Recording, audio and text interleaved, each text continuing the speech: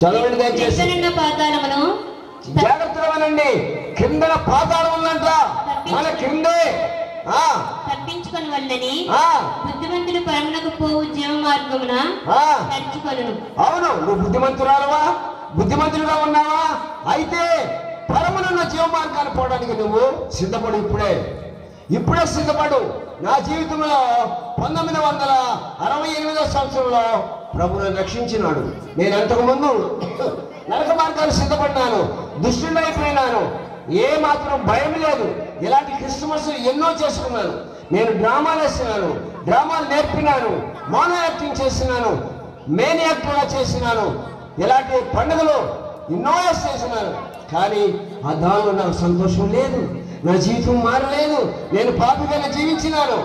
1968వ సంవత్సరంలో lemon శివాంజలికల్ fellowship దగ్గర వచ్చినప్పుడు ప్రభు నా పాపాలన్నీ చూపించినాడు.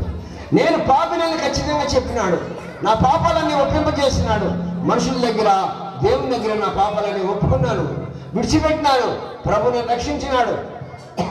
ప్రభు రక్షించిన తర్వాత ప్రభు చెప్పినాడు, ఏజెన్సీకి వెళ్ళి సేవ చేయమన్నాడు. 1982వ సంవత్సరంలో ఏజెన్సీకి వచ్చినాను. ఇప్పుడు మీకు నా ప్రిన్సిపాల్ భర్తగా ఉన్నటువంటి సియోన్ బాబు గారు నా దగ్గర మారుమనసు పొందినాడు. నా దగ్గర ఎన్నో విషయాలు నేర్చుకున్నారు. అక్కడే వివాహం జరిగింది వీరికి. దేవుడు అక్కడి నుంచి వీరికి ఒక చిన్న బాబుని ఇచ్చినాడు. ఇక్కడ కాన్వెంట్ పెట్టుకోవడానికి వచ్చి మేము వచ్చి ఇక్కడ ప్రార్థన చేసినాం. ప్రార్థన ద్వారా ఇదంతా జరిగింది. మీరందరూ మీ పిల్లలు పంపిస్తున్నారు.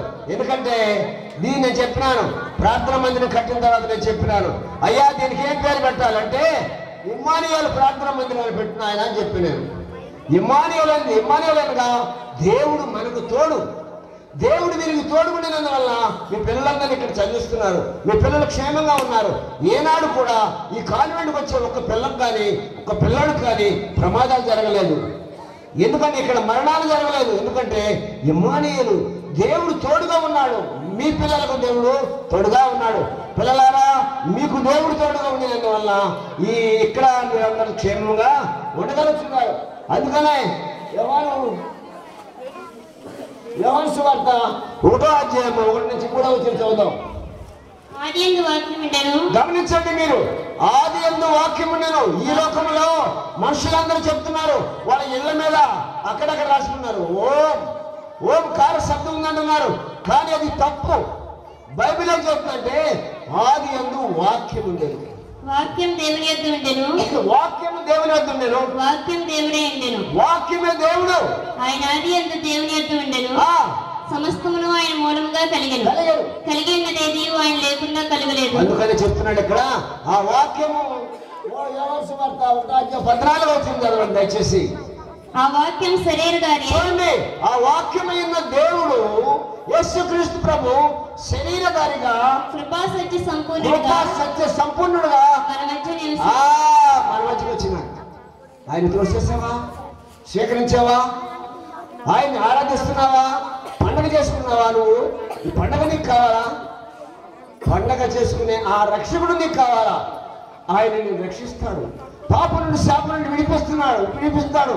నీ రోగములు తీసేస్తాడు, నీ బాధలు తీసేస్తాడు, సమాధానిస్తాడు.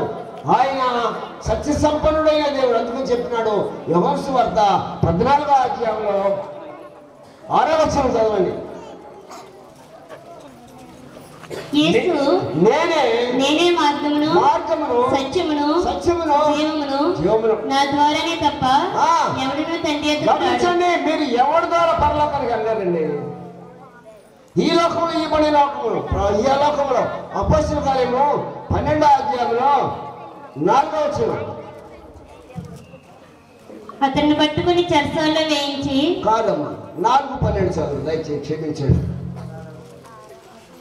అపొస్తలుల కార్యం 4:12. మరి ఎవరి వల్లనూ రక్షణ కలుగదు. గమనించండి, మీరందరూ జాగ్రత్తగా వెళ్ళండి. మైకులో రేపు దేవుడు మిమ్మల్ని ఎక్కడుతాడు మీరు వినలేదా? ఇమ్మానుయేల్ పాఠశాలలో మీరు వెళ్ళలేదా? సెయింట్ మేరీ స్కూల్లో వెళ్ళలేదా? మీరు అక్కడ ఏమన్నాడు చదవమ్మా? మరి ఎవరి వల్లనూ రక్షణ కలుగదు. ఎవరిని రక్షించలేడు. ఈ నామముననే మనం రక్షణ పొందగలదు. ఏ నామము? యేసు నామము. ఆకాశము మనుషుల్లో ఇయ్యబడిన ఏ నామము రక్షణ లేదు. యేసునామమున రక్షణ, యేసునామమున విడుదల, యేసునామమున ఇదిగో ఈ భార్య భర్తలను రక్షించబడి ఈ మధ్య మీ మధ్యకి వచ్చి కాన్వెంట్ పెట్టారు. కాన్వెంట్ పెట్టినారు. ఇదిగో నేను రక్షించబడిన తర్వాత ఈ స్థలంలోకి వచ్చి మీకు ప్రతి సంవత్సరం క్రిస్మస్ ఆరాధనలో వాక్యం చెప్తున్నాను. వాక్యము దేవుడు, అందుకనే ఆ వాక్యము చదవమ్మ, మాట చదువురా. ఆ వాక్యము శరీరధారి అయి కృపా సత్య సంపూర్ణుడుగా మన మధ్య నివసించెను. మన మధ్య నివసించినాడు. ఆ నివసించిన ఆయన సేకరించినావా? నువ్వు ఆయన్ని చేర్చుకున్నావా నీ హృదయంలో? ప్రియమైన సహోదరి సహోదరులారా, పిల్లలారా, మీరు హృదయంలో చేర్చుకోవాలి. ప్రభు అంటున్నాడు, నీ హృదయంలో తెరువును, నీ హృదయంలో నేను ప్రవేశిస్తానయ్యా, నీకు సమాధానం ఇస్తానయ్యా. ఈ సంతోషము రేపు ఉదయానికి సంతోషం అంతా అయిపోతుంది. ఈ నవ్వులన్నీ అయిపోతాయి, ఈ వేషాలన్నీ అయిపోతాయి. కానీ ప్రభు అన్నాడు, నిత్య సంతోషం నీకు ఇస్తాను నేను. ఆ ప్రభు, ఆ రక్షకుడు ఈ లోకంలోకి వచ్చినటువంటి యేసుక్రీస్తు ప్రభు నా హృదయంలో సంతోషం ఇచ్చినాడు, సమాధానం ఇచ్చినాడు, నెమ్మది ఇచ్చినాడు, సమృద్ధి ఇచ్చినాడు, వ్యాధులను బాగు చేసే కృప ఇచ్చినాడు, దయ్యములను వెళ్ళగొట్టే శక్తి ఇచ్చినాడు నాకు ఆయన యేసు ప్రభు, ఆయన రక్షకుడు. కనుక చూడండి, యోహాను సువార్త 1:29-30 చదవండి. మరునాడు యోహాను యేసు తన ఎద్దుకు రాగా చూచి, ఇదిగో లోక పాపమును మోసుకుని పోవు దేవుని గొర్రెపిల్ల. యేసు ప్రభు ఎవరనుకున్నారు? లోకములో ఉన్న వారందరూ పాపాలు మోసుకొని పోయే దేవుని గొర్రెపిల్ల, దేవుని గొర్రెపిల్ల. ఆయన నీ మధ్యకి వస్తే, ఆయన నీ దగ్గరికి వస్తే, నీ ఇంటికి వస్తే, నీ సువార్తిస్తుంటే నేనంతా నిర్లక్ష్యంగా ఉన్నావు.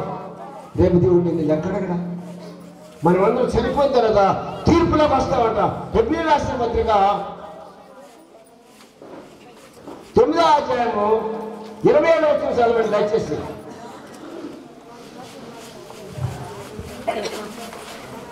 మనుషులు ఒక్కసారి మృతి పొందవల్లని. జాగ్రత్తగా గమనించండి, మీరు ఎన్ని సంవత్సరాలు బతికినా ఒకసారి చచ్చిపోక తప్పదు. చచ్చిపోయిన తర్వాత చదవమ్మా, మనుషులు ఒక్కసారి మృతి పొందవల్లని నియమింపబడెను, ఆ తర్వాత తీర్పు జరుగును. తీర్పు, దేవుడు తీర్పు తీరుస్తాడు. నీ జీవితంలో చూసిన చూపులు, మాట్లాడిన మాటలు, చేసిన కార్యాలు, నడిచిన నడతలు, చేసిన అన్యాయము, మాట్లాడిన అబద్ధాలు, వేషాలు అన్నిటిని గురించి లెక్కడుతాను. నువ్వేం చెప్పగలవా? ఆయన దగ్గర నిరుతులు అవుతావు, సిగ్గుపడతావు, ఆయన ఎదురు నిలబడతావు. కానీ అప్పుడు ఒప్పుకోవడానికి నీకు ఛాన్సు లేదు. ఎందుకంటే నీ శరీరం నుండి నీ ఆత్మ వేరు చేయబడింది. కనుక ఆత్మరక్షణ కొరకు యేసు ప్రభు కొరకు దేవుడు పంపించినాడు. ఆయన పాపను రక్షిస్తాడు. నువ్వు పాపం అన్నావా? ఈ రాత్రి పశ్చాత్తాపం, ఆయన దగ్గర పశ్చాత్తాపడు. ఆయన సిలువ దగ్గర వెళ్ళు. సిలువ అంటే మెల్లగా సిలువా? గుడుల్లో పెట్టేదా? గుడులు పైభాగాన్ని పెట్టేదా? కాదండి. సిలువ త్యాగం, అది సిలువ అంటే శ్రమ. అది ప్రియమైన వాళ్ళరా, ఆ సిలువను నీవు ఆ సిలువ దగ్గరికి వెళ్ళి ప్రభు దగ్గర పశ్చాత్తాపడాలి. కనుక ప్రభు చెప్తున్నాడు, లోకము గతించిపోతుంది. నువ్వు ఉంటావనుకున్నావా? లోకం గతించిపోతుంది. చూడు, యోహాను సువార్త 1వ అధ్యాయము 16-17 వచనాలు చదవండి. ఆయన పరిపూర్ణతలో నుండి మనమందరము కృప వెంబడి కృపను పొందితిమి. ధర్మశాస్త్రం మోసే ద్వారా అనుగ్రహింపబడెను, కృపయు సత్యమును యేసుక్రీస్తు ద్వారా మనకు కలిగింది. యేసు ప్రభు మనకు కృప ఇచ్చినాడు, సత్యం ఇచ్చినాడు. ఆయనే సత్యము. ఈ లోకంలో సత్యం అనేది ఏది లేదు, నిజమైంది ఏది లేదు. అన్నీ అబద్ధం. లోకం అబద్ధం, నీ శరీరం అబద్ధం, నువ్వు ధరించేవాడిని అబద్ధం. కనుక ఆ ప్రభు చెప్తున్నాడు, సత్యం అంటే నేనే మిమ్మల్ని సృష్టించినాను, నేనే మిమ్మల్ని కాపాడుతున్నాను. అందుకనే ఈ లోకం ఎంతకాలం ఉండదు. 3వ అధ్యాయం 1వ పేతురు, దయచేసి చదవండి. 2వ పేతురు 3వ అధ్యాయము 6-7 వచనం చదవండి. ఆ నీళ్ళ వలన గమనించండి, అప్పుడున్న లోకము నీటి వరదలో మునిగి నశించెను. గమనించండి, నోవహు దినములలో పాపం ఎక్కువైపోయినప్పుడు దేవుడు జల ప్రళయం పంపించినాడు. జల ప్రళయం ద్వారా అప్పుడున్న వరదలో ఆ మనుషులందరూ చనిపోయినారు. ఇప్పుడున్న ఆకాశమును గమనించండి, ఇప్పుడున్న ఆకాశమును భూమియు భక్తిహీనుల తీర్పును ఆ, నాశనములో జరుగు దినము వరకు ఆ. అగ్ని కొరకు నిలువ చేయబడ్డవై జాగ్రత్తగా ఉండు. అదే నీవు అగ్ని కొరకు నిల్వ చేయబడినావు.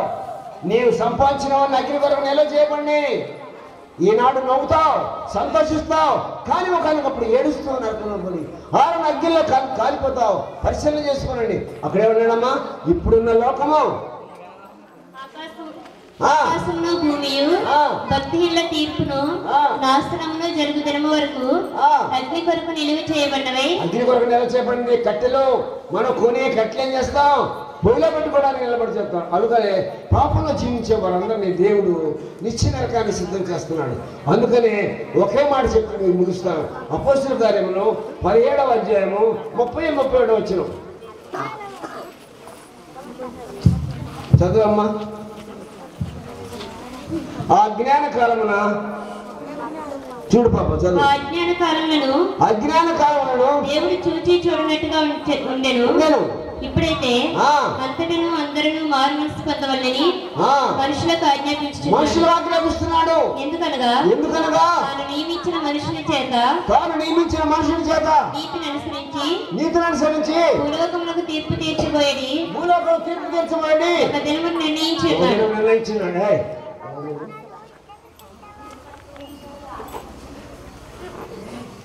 మాట్లాడద్దు. అందుకని దేవుడు ఒక దినం నిర్ణయించాడు. ఎవరైనా చదవమ్మా మాట. తాను నియమించిన మనుషుల చేత ఆ, నీతిని అనుసరించి ఏ దేవుడు నియమించిన మనుషుడు యేసు ప్రభు. నీతిని అనుసరించి భూలోకంలో తీర్పు తీర్చబోయే దినం ఉంటుంది. ఆ దినం తప్పించగలవా? ఎవడు తప్పించగలడు? తుఫాను వస్తే ఆపగలిగిన వాడు ఎవడైనా ఉన్నాడా? భూకంపం వస్తే ఆపగలిగిన వాడు ఎవడైనా ఉన్నాడా?